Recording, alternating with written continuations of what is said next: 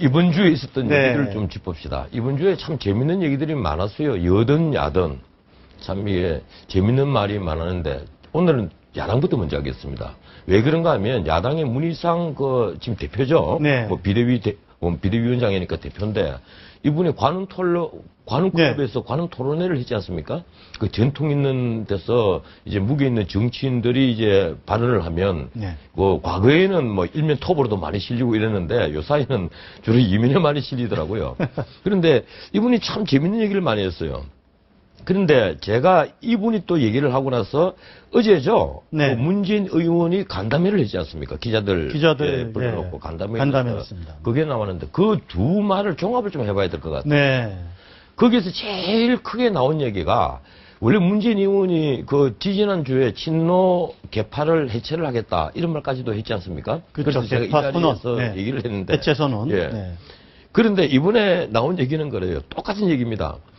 친노가 있다면 누가 친노냐? 네. 친노가 과연 있느냐? 네. 친노 개파가 있느냐? 그리고 문희상 대표는 그런 말씀을 했어요. 노무현 대통령에게 덕을 본 사람이 친노라면 지금 민주당이 다 친노다. 네. 민주라면 다 친노라는 거죠.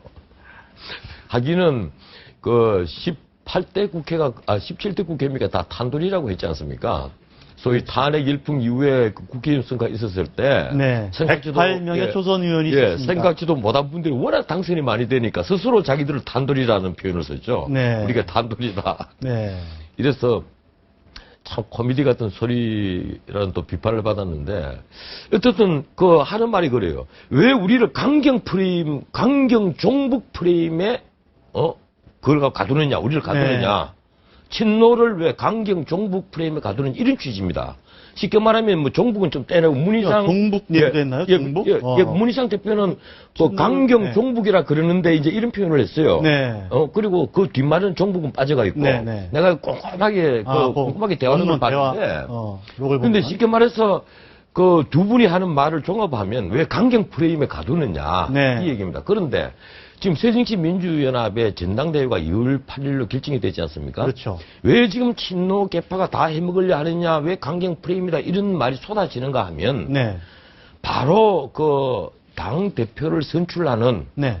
현재의 룰 때문에 그래요. 그게 이제 12월 달에 정기국회가 끝나고 나면 뭐 룰에 관해서 언론이 되겠죠. 이번에 문재인 의원은 자기가 전당대회에 출마를 할 것 같으면 그 룰을 언론하는 데는 빠지겠다. 그 관여하는 것은 문제가 있는 것 아니냐. 네.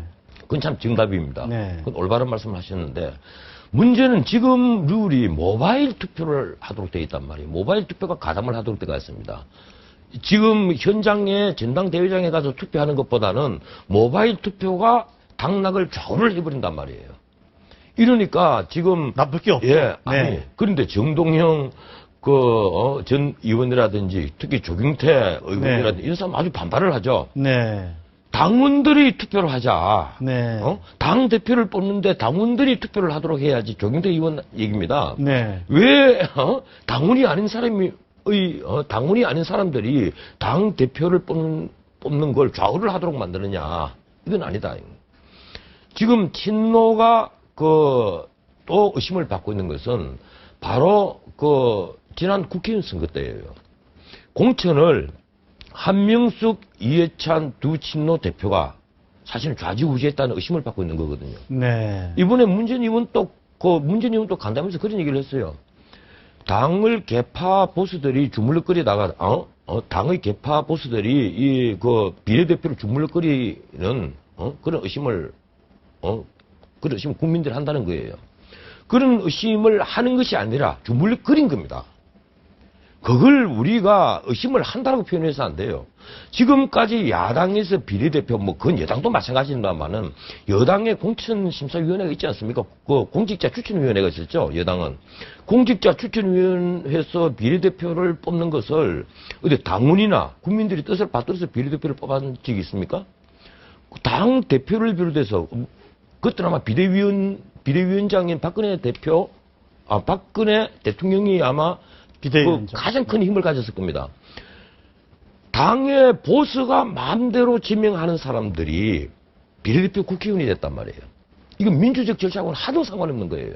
제가 그래서 늘 하는 말이 우리 헌법 8조의 그 민주적 기본 질서 위배에 되는 정당은 정부가 헌법재판소에 해산을 청구할 수 있도록 되어 있습니다. 그래서 지금 통합진보당이 지금 선거를 앞두고 있고, 네. 그런데 우리가 그 조항을, 헌법 조항을 엄격히 해석하자면 새정치민주연합 그리고 새누리당 말 것 없이 전부 다 민주적 기본 질서를 위배한 건 사실입니다. 비례대표 공천, 비례대표 말이 비례대표지 국민의 대표입니다. 국회의원이에요. 국회의원을 뽑는데 국민의 뜻과 하등 상관없이 정치적 보수가 마음대로 그걸 뽑는다면 네. 그건 뭡니까? 독재 정권이죠. 독재 정치죠. 독재 정치 아니에요. 그러니까 민주적 기본적으로 하등 상관이 없단 말이에요. 네. 그런데 이번에도 문재인 의원이 그 얘기를 했어요. 간담회에서. 그런데 이제는 나눠먹기 할 수 있겠느냐. 응? 이번에 새로 지도부가 만들어지면 네. 개혁과 혁신, 또 똑같은 혁신 얘기가 또 나옵니다. 우리 야당이든 여당이든 혁신하다가 계속 날 새는 거죠. 네. 혁신을 지금까지 말씀하신 대로 혁신을 했으면 지금쯤 우리는 딱 행복한 나라, 정말 아무런 슬픔도 없고 괴로움도 없는 나라에 살아야 되는데 또 이번엔 또 혁신 얘기가 나오거든요. 이번에 새 지도부는 혁신을 해야 된다. 지금 문희상 대표도 계속 문재인 의원은 지금 혁신의 자기가 주체가 돼서 당과 일체감을 갖겠다 이런 논리인 것 같은데. 그런데 결국은 이제 친노를 비롯해서 당의 지금 주류 세력들은 룰을 안 바꾸고 모바일 투표를 그대로 해서 당대표를 뽑자. 아마 이쪽으로 나갈 것 같아요. 그렇게 되면 정동영 의원은 그러죠. 네. 너희들이 다 해먹으면 네. 결국은 호남 신당을 만들겠다. 이제 이 얘기란 말이에요. 그렇죠. 분당될 수밖에 없다. 호남 신당을 만들 수밖에 없다는 것이고, 네. 문재인 의원은 그거에 대해 호남 민심이겠느냐. 호남 민심 그거 아니다. 네. 이제 기자 간담회에서 호남이든 전국이든 민심은 다 똑같은데, 네. 우리 야당이 지금 신뢰를 잃은 것은 지난 대선에 패배했기 때문이다. 네. 이런 이제 또 자아 비판을 하는 겁니다. 글쎄. 친노의 문제가 아니다. 지금 제가 보기에는요. 지금 문희상 대표는 야당에서 지금 다양성이 있으면 좋은 거지 그게 왜 나쁜 거냐 이렇게 말씀을 했지만 지금 야당의 개파는 다양성이 아닙니다. 이건 다양성이 아니에요. 이건 어떤 정책과 이념으로 다투는 다양성이 아니라 문자 그대로 패권 싸움이에요. 그래서 국민들이 질타를 하는 거죠. 어떤 정책을 가지고 예컨대 복지 정책이든 안보 정책이든 어떤 정책을 가지고 당 안에서도 치열하게 다툰다면 그건 국민들이 참 정말 대한정당으로서 새로운 정책을 내기 위해서 저렇게 고민들을 많이 하는구나. 오히려 박수를 치면서 지켜보겠죠. 근데 그게 아니라 지금 패권 싸움이란 말이에요. 우리가 다 해먹어야 된다. 우리 쪽에서 대권 후보가 나와야 되고 우리 쪽에서 다음 정권을 잡아야 된다. 이런 개념에서 전당대회에 지금 임하고 있다는 겁니다. 자, 그러면 이 결과가 이제 어떻게 될까 힘이 궁금해지는데 저는 그렇게 생각해요. 저는 차제에 우리가 정말 새누리당이든 새정치민주연합이든 정말 이념과 정책으로 우리가 다 나눠서 뭉치자. 사회민주주의가 좋은 사람들은 그쪽으로 다 모이고 다시 해쳐 모여야 해서. 아니 지금 새누리당 안에서도 내가 의원들 성함 몇몇 내가 차마 말씀을 안 드리겠는데 새정치민주연합에 당연히 가야 될 분들이 있어요. 사실은 말씀 들어보면 이분 완전 사회민주주의자인데 왜 새누리당에 남아있냐 말이에요. 그리고 새누리당의 나머지 국회의원들은 어떤 의미에서는 전부 다 기회주의자들입니다. 내가 이 새누리당 국회의원들 들으면 섭섭하겠지만 그분들이 언제 이념과 정책으로 야당과 다툰 적이 있습니까? 안 그랬거든요. 자, 그리고 또 문재인 의원 말씀 하나만 더 드릴게요. 문재인 의원 말씀이 참 재미있는 개헌론도 있습니다만 개헌론 다음에 말씀드리겠고 이 정부와 앞에 이명박 정부를 거론하면서 편가르기를 한다는 거예요. 편가르기를 한다. 대통령 박근혜 정부가 두 국민 정치를 하고 있다. 두 국민 정치를 한다. 온 국민 정치를 해야 되는데 편가르기를 한다. 그런데 딴 분은 편가르기를 한다고 비판을 해도 어쩔지 모르겠습니다만 그 얘기를 예컨대 조경태 의원이라든가 뭐 이런 분이 얘기를 했다면 또 모르겠는데 문재인 의원은 그 말씀할 자격이 없습니다. 편가르기를 가장 심하게 한 정권이 어디입니까? 바로 노무현 정권이지 않습니까? 가진 자와 못 가진 자로 나누고 배운 자와 못 배운 자로 나누고 우리 편과 남의 편이 아니에요.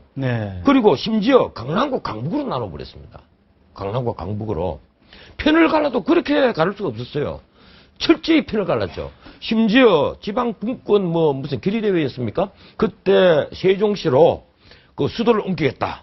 처음에는 행정수도 옮기겠다 그러죠. 그래서 결의대회를 대전에서 했는데 그때 뭐라고 말씀하셨습니까? 천도를 해서 새 틀을 잡으려면 새로운 지배 세력이 새 틀을 잡으려면 천도를 해야 된다. 그러니까 구지배 세력과 신지배 세력. 나 그래서 도대체 대통령이 말씀하시는 지배 세력은 누구인가 하는 신문에 칼럼을 쓴 적이 있습니다. 이 구지배 세력, 이 정치권의 지도부를 소위 우리나라의 통치자와 그 그룹들을 네. 지배 세력이라고 표현하는 거예요. 뭐 역사의 지배 세력의 교체 뭐 그런 얘기를 한번 이념성이죠. 네. 쉽게 말하면 사회민주주의, 더 나아가서 사회주의 이런 좌파들이 이념성이에요. 지배 세력과 비지배 계급, 그 지배 세력이 아니죠. 지배 계급과 비지배 계급이죠. 가진 자는 지배 계급이고 못 가진 자 프롤레타리아는 비지배 계급이란 말이에요.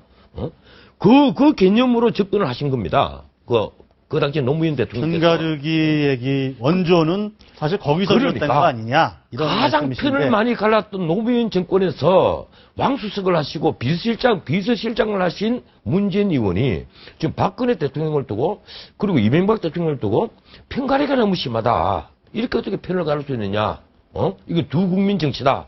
이런 식의 말씀을 하시는 것은 내가 보기에는 너무 좀 심한 왜곡이다. 그 말씀도 재미있었는데 이승만 박정희 정권은 07 과삼 상당히 후하게 평가했습니다. 그런데 그 얘기가 왜 나왔는가 하면 민주정부는 08 과일. 왜 그 박정희 대통령 묘소에 참배를 안 하느냐. 네. 이제 문재인 의원이 거기 가서 김대중 대통령 묘소에만 참배를 하고 나왔잖아요. 네. 대통령 후보가 되고 나서 그건 좀 이상하다. 사실 그것도 평가하는 거예요. 근데 김대중 대통령만 왜 참배하느냐 이래 기자들이 물으니까 이승만 대통령은 건국의 공로가 있고 박정희 대통령은 산업화 공로가 있는데 07 과삼이다. 저도 박정희 대통령을 위대한 지도자라고 표현을 합니다. 그런데 07 과삼이라고 똑같이 내 책에도 썼어요. 비슷하게 평가하셨네요. 독재를 했으니까 그 과를 어떻게 가볍게 봅니까? 과삼이란 말이에요. 그런데 재밌는 게 그 뒤에 얘기입니다. 문민정부들은 08 과이다. 이건 완전 거꾸로예요. 제가 보는 것과는. 거꾸로입니까? 02 과 8이죠. 아니면 01 과 9거나. 문민정부가 부패하지 않고 그리고 문민정부가 성공한 부패를 하든 뭐 어쨌든 성공이라도 했으면 괜찮은데 성공한 정부가 어디 있습니까? 빈부격차는 더 벌어졌고 그리고 국가의 통치자를 비롯한 그 주변 인간들은 더 많이 썩었고 다만 제도만 민주주의를 했다는 것밖에 없어요. 제도만 군사정권이 아니고 강권 통치가 아니고 제도만 민주정부를 했다는 것뿐이지 부패하기는 군사정권보다 더 부패를 했습니다. 군사정권 때는 대통령 한 사람만 부패를 해서 돈 엄청나게 끌어모았지. 밑에 있는 사람들 한 푼을 돈도 못 먹었어요. 먹으면 그건 큰일 나는 거예요. 주변 사람들도 많이 하지 않았습니까 당시에? 지금 문민정부 들어서보다는 적게 먹었죠. 문민정부에서는 사실은 이 부패 지수를 얘기를 하자면 입이 10개라도 할 말이 없습니다. 평생 땅 한 편 갈지 않고 장사 한 번 안 해본 전직 대통령 아들이 몇 천억의 재산을 어떻게 가지고 있습니까? 거기에 대해서 우리가 그 다음 정부가 단 한 번이라도 그걸 조사를 하거나 저 시끄러운 국회가 그 조사 한번 해보자고 위원회 한번 만든 적이 있습니까? 없지 않습니까? 이미 이너스클 안에 든 사람들은 서로서로 보험이 되어 있단 말이에요. 이러니까 이명박 정권이 출범을 하니까 천신일 씨에게 노건평 씨가 가서 누굽니까? 그 태광산업 그 사람도 나하고 같은 패밀리다. 박인차 씨도 박인차 회장도 우리하고 같은 패밀리다. 패밀리에 넣어다오. 이렇게 요구를 했단 말이에요. 쉽게 말하면 마피아 조직 보스들하고 똑같은 거예요. 그러니까 서로서로를 보호를 하자는 겁니다. 그건 신문에 다 나왔지 않습니까? 그런데도 우리가 과연 문민정부를 08 과이로 볼 수 있을까요? 내가 보면요, 문민정부는 제도만 민주주의를 했지, 지도자가. 문민정부라고 한 거로 민주정부라고 그랬거든요. 저는 이제 쉽게 말하면 민주정부가 또 어느 정부를 말하는지도 좀 궁금하던데. 글쎄, 그걸 과연 김대중, 노무현 두 정부만 또 민주정부라고 표현을 했다면, 건지, 그건 더 큰 YS까지 간 문제겠죠. 건지. 네. 당연히 YS까지 갔겠죠. 네. 예, 문민정부를 뜻하는 것이겠죠. 네. 그 문민정부 들어와서, 08 과이라고 하면, 그건, 너무 심한 해석입니다. 저는 아주 냉정하게 보면요, 역대 정권들은, 역대 문민정부 중에서 정말 성공한 정부가 없어요. 네. 해도 심해도 너무 심했습니다. 네. 이게 다른 나라의 문민정부와 비교를 했을 때, 우리 정부는 너무 부끄럽다. 우선, 그 청렴 지수가 너무 낮고, 자, 성인들 1분 정도가 좀 성공도 못 했다는 거예요. 작게 남았는데요. 예. 지금 황우여 장관이 황당하게 내쳐진 이유, 예, 내쳐진 상황을 또 어떻게 보셨어요? 황우여 장관도 좀 오바를 했지만, 우리나라 여당의 그 수석 원내대표, 네. 수석이라고 부르지 않습니까? 윤상현 네. 의원은 윤수석이랬고, 지금 김정은 의원은 김수석이 이러는데, 제가 정치부 출입할 땐 그렇게 안 불렀는데. 그래서 말입니다.